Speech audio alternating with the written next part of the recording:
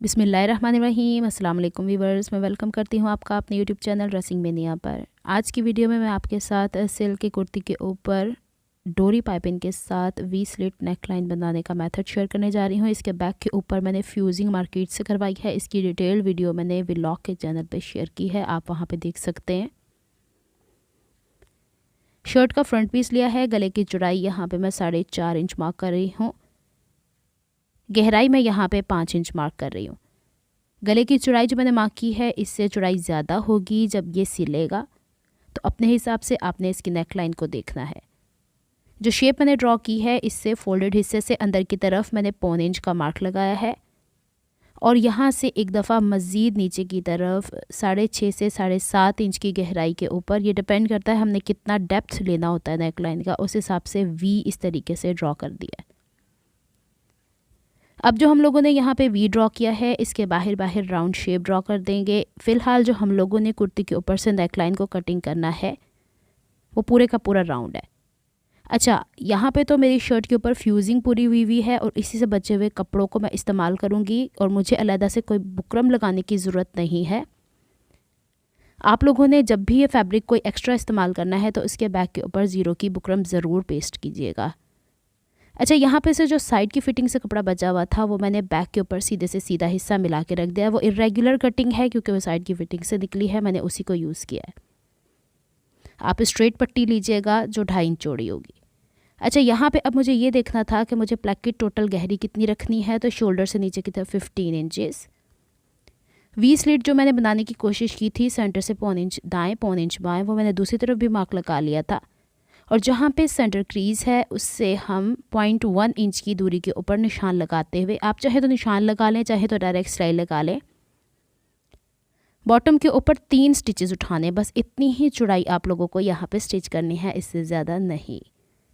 और फिर उतने ही गैप के साथ हम मुस्तकिल ऊपर की तरफ स्टिच करते हुए आएंगे और वी स्लिट बनाते हुए, यानी वी शेप बनाते हुए इस तरह से बाहर की तरफ ले आएंगे। यहाँ पे मैंने सेंटर से इसलिए कट कर लिया था, थोड़ा क्लोज करके दिखाऊं तो इतना छोटा गैप है कि कैमरे के सामने कट करते हुए कहीं कोई गड़बड़ हो सकती थी। तो नीचे से जो चकोर वाला हिस्सा है, उसके ऊपर आप लोगों ने तिरछी कटिंग ज़रूर करनी है ताकि चकोर हिस्सा बाहर की तरफ निकले। इसको बैक के ऊपर पलट के इसके ऊपर मैं जो लब की सिलाई लगाते हैं वो हरगिज़ नहीं लगाऊंगी, क्योंकि इसकी जब लास्ट में एक सिलाई होगी तो वो हम लोगों ने दोबारा से इसको सिक्योर करना है। यहाँ पे मैंने तकरीबन 4 इंच चौड़ी दोबारा से फैब्रिक लिया है और लेंथ इसकी जो स्लिट है उससे 3-4 इंच ज़्यादा।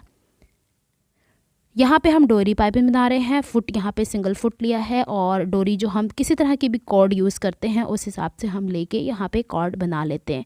2 इस तरह के पीसेस चाहिए होंगे।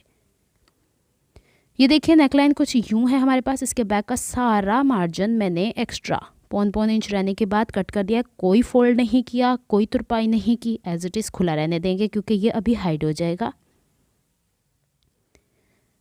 यहाँ पे अभी फ़िलहाल जो मैंने आपको कॉर्ड पाइपिंग बनानी बताई है, वो ये वाली पट्टी है और इसके दूसरे सिरे को भी हम लोगों ने फोल्ड करके इसके ऊपर इस तरह ले आना है, लेकिन कोशिश करनी है डोरी पाइपिंग से 1/2 इंच की दूरी पे रहे।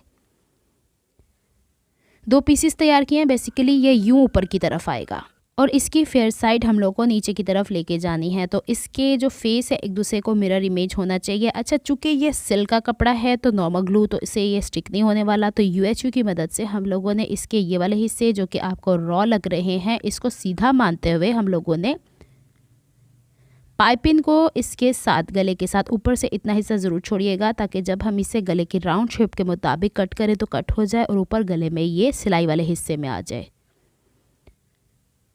पूरा प्रॉपरली हमने पाइपिंग बाहर की तरफ निकालनी है और UHU उन हिस्सों में लगाना है जिसके ऊपर सिलाई नहीं आती है। आपने जस्ट इसको पेस्ट करना है थोड़े से हिस्से के लिए और फॉर द टाइम बीइंग के लिए काम होता है, परमानेंट सोल्यूशन नहीं है ये। देखिए, बैक की तरफ से बिल्कुल फिनिश्ड है। जो हिस्सा पहले हम लोगों ने कट कर दिया था 0.25 इंच का, वो इसमें इनविजिबल हो जाएगा। दूसरी तरफ भी हम लोगों ने इसी तरीके से ये पट्टी को पेस्ट कर देना है। इस तरीके से जब आप पट्टी पेस्ट करते हैं तो बैक साइड से भी ये इंतहाई खूबसूरती से बनता है और आपको छोटे से पोर्शंस के ऊपर, जस्ट आपने देखा कि नीचे 3 टांके थे जिसकी वजह से नीचे से चौकोर हिस्सा बना है जो कि पाइपिंग की चौड़ाई से कवर हो जाएगा। ये वाला इसमें कोई ऐसा भी नहीं होगा कि भाई खींचने के बाद इसमें कोई फट रहा है या इसमें कोई ख़राबी आ रही है। चलें जी, बैक साइड से ये कुछ यूँ हो गया है, बैक से दिखाना ज़रूरी था। बाद में हम इसके आखिर के हिस्से कट करेंगे। ऊपर मैंने राउंड नेकलाइन के शेप के अकॉर्डिंग ये पीस कट कर लिए थे। अब मैंने 4 इंच चौड़ी पट्टी ली, उसको एल शेप में स्टिच करके सीधा कर लिया।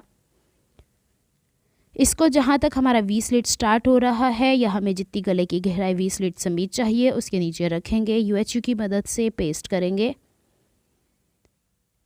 यहाँ तक हमारा नेकलाइन का काफ़ी हिस्सा कंप्लीट होता है। अब हमें यहाँ पे सिलाई लगानी है जिससे हमारी पाइपिंग भी अटैच हो जाएगी शर्ट के साथ, और नीचे का कपड़ा भी। ये वाला हिस्सा ज़रूर UHU की मदद से नीचे की तरफ भी पेस्ट कर लीजिएगा।